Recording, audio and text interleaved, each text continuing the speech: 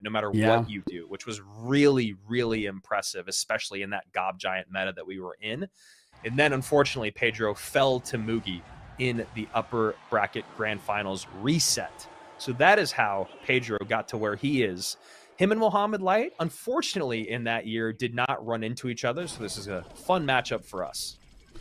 But they did run to each other in round 1 of this tournament. I believe Mohamed Light 2-0 Pedro here. So Pedro's got a lot to prove. He's going in for the Goblin Drill right away to try to apply some pressure. Looks like we have a Goblin Drill mirror matchup here. This is going to be fun. Yeah, Goblin Drill mirror matchup, but 2 different looks. Pedro going for the popular look on the day, and Mo going for the look that you and I yesterday, I mean, who knows what the other 2 cards are going to be, but just Demolisher in general feels like a card that is not quite going to work, or at least it didn't work yesterday. But if one person can make it work, it's Mohamed Light at the bottom of your screen, and you're absolutely right, Juicy. A very quick 2 up, 2 down for Mo versus Pedro yesterday in the first round of the bracket. Tesla set up in the middle of the map. Mohamed Light trying to just get ready for some solid defense. He's going for the Goblin Drill to apply some pressure as well. Would not be surprised to see a snowball come in. No, he goes for the poison instead, predicting the guards, trying to get some goblins on the tower. Yeah, I like that poison. You know, he's down a few elixir. So we see Pedro go hyper aggressive here at the bridge. Demolisher plus Goblin should do a good job there. He has to Evo Snowball on defense. Wow. And Mo able to recover mostly. Yeah, I mean, I don't hate this play. Obviously, I would like to see the Evo... Oh, and the pre-Mighty Miner predicting the Evo Bomber. Nice.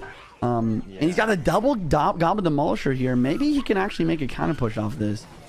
Yeah, I mean, that's one thing that we don't see a lot is double Goblin Demolisher, and we do know they do a ton of damage. Now pulls back the Goblinstein with the drill, and while it might have just been really pretty and fun to watch, doesn't actually get a lot done, but that could have been crazy interactions there for a second. And we see the Tesla on the right lane. I like this decision from Mo to just switch lanes here. It's going to allow him to defend, counter push. Whenever you're in a mirror matchup and your opponent doesn't have a big spell, I always recommend switching lanes, playing same lane here, because he can continue to apply pressure, get poisons on offense, prevent his opponent's counter push, while also defending and counter pushing in the same way. Now, there's always caveats to rules in Clash Royale, but I couldn't agree with you more, Juicy. I think that that's just something for most players to put in their back pocket is you have a big spell, your opponent doesn't have a big spell. Like you said, there is a way for you to get spell value, and that's something you need to abuse. Bomber comes down, does get one shot on the tower there. Great cycle use there by Pedro to get back to it. Great use there of Mo to get the Ice Spirit out to activate King Tower to now help a little bit with the defenses, all while almost evening up the game in damage. 1898, Pedro's lowest tower, 1620 or 1602 now, Mo's lowest tower, as that Evo Snowball comes in. Tesla there, though, to do some good cleanup. Still a little bit more damage than maybe Mo would have liked. 1455, no building in cycle. Pedro goes Goblinstein right at the bridge. Yeah, and that's going to force Mo to use his win condition, the Goblin Drill, on defense. And here comes another Goblin Drill from Pedro to keep applying pressure. Mighty Miner does prevent the Goblins from locking on the tower. Goblins on the Goblinstein to try to continue to win this this interaction. And Goblin Drill in the back, he can't go for the... Sorry, Goblin Demolisher in the back. He can't go for the drill right away because he just got it back in cycle. Tesla out here to catch. Tesla doing a decent job cleaning up those goblins. Evo Snowball comes in. No extra goblin damage done, though. We get a triple drop there from Pedro. Wow, 2 Teslas on the board, but neither of them lock onto the Goblinstein. Snowball, but still the Goblins are connecting. Evo Bomber does miss, but there's only 30 seconds left. Mo needs a lot of damage in this last 30 seconds. And another Snowball. Evo Snowball is in with the Evo Ice Spirit. So great defense there for Mo, but I don't think he's going to get enough damage. He's got so much down. Poison really the only thing ticking away. Second drill comes in because that Mighty Miner is on the board, but the Goblinstein is there. The ability is popping. Guards are there as well. Poison comes down. Ooh, and that was pretty dang close. Poison not going to have enough time. Mohamed Light loses this by 100 and some change. Wow. Mohamed Lights. I don't even know what to say. I mean, he played well at the end here with a lot, just abusing the 3-card cycle. A lot of drills, a lot of poisons in the tower. I don't know. I think the biggest play that I really pointed out to me was did get an extra goblin hit. There was only like once or twice where that goblin hit didn't come in. So really, really well played. Exactly what you want to see between the two best in the world, or two of the best in the world, excuse me. And also, we love it too because there was a little bit of fun BM and lore, if you will, Clash Royale lore going on between Mohamed Light and Pedro. Obviously, nothing but love between these two competitors, but it's fun to see them talk a little bit of trash to one another. So we do see the first Royal Giant of the day from Pedro here.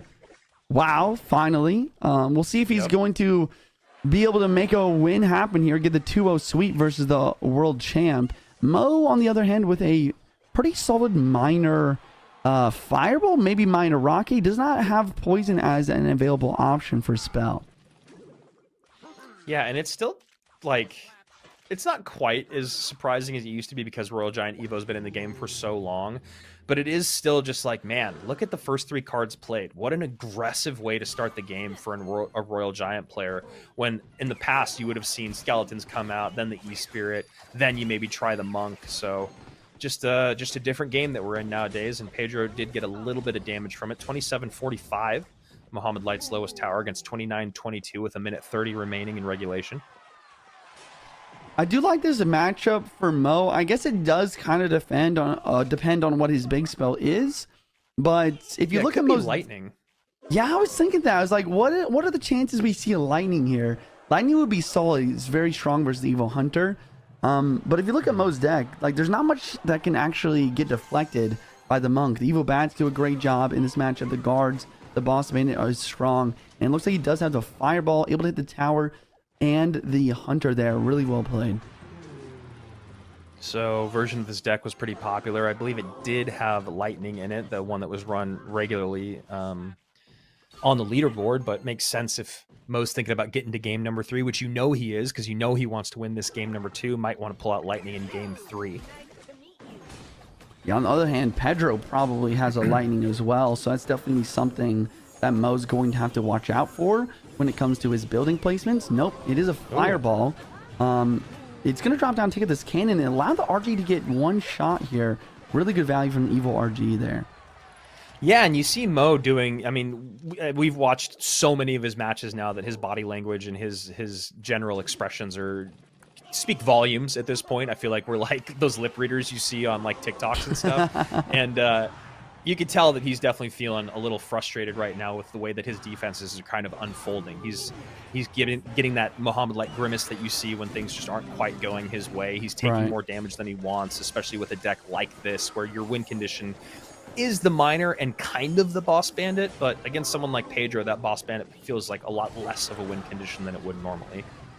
Here we see the cannon place one tile up in the opposite lane to prevent Fireball from hitting the tower and the cannon at the same time. It's a solid defense. Hunter won't get a shot, but Mo, this is not the situation Mo likes to be in. He doesn't like to be down damage in overtime. He likes to be up damage with really solid defense. He's going to have to find some way to break through here. Yeah, that's actually a really great point that you make about Mo. He usually does come out to the lead earlier in the matchup and then hold on and, get in a spell at the end. Like you said, he usually just spends a lot of that time defending, but this is not the case you want to be in, and this is also not the situation Mohamed Light likes to play from. A little bit late on the log there. Knew the E-Spirit was going to come for the bats. E-Spirit gets there just in time, and now that Evo RG will get a shot, and it does. 1566, 2175. A lot of damage coming in here on the left that Mo has to sacrifice.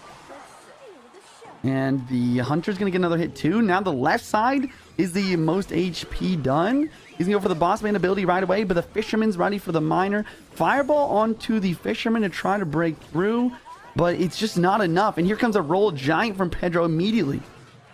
And I was just going to say, correct me if I'm wrong, Juice, but I'm pretty sure this is also going to be a spot where Pedro wants to switch lanes, not only because it's the weaker tower, but it's the weaker tower in the same lane that that Mo's trying to work on. And so the spell value, the Hunter value, the counter push value is all so much better.